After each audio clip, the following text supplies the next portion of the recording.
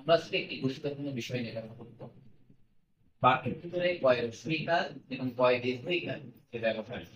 আমরা অনেক সময় দ্বিধায় পড়ে যাই যে বাক্যের ভিতরে কখন কয় দীর্ঘিকার ব্যবহার করবো এবং কখন কয়ের স্বীকার ব্যবহার করবো।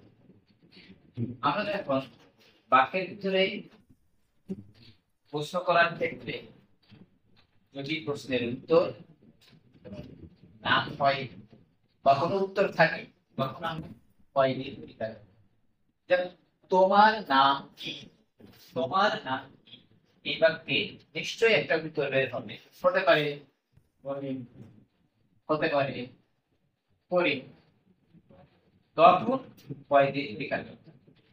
আর যদি আমাদের প্রশ্নের উত্তরে হ্যাঁ অথবা না এরকম এক কথায় কোন উত্তর বের হয়, তখন আমরা কয় দীর্ঘিকার ব্যবহার করব। আর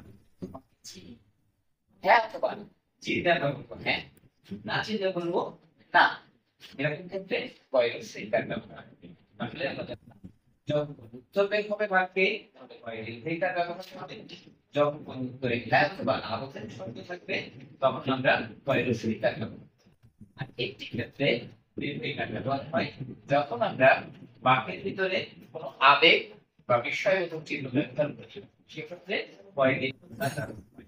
তাছাড়া কয়ের স্বীকার ব্যবহার হয়।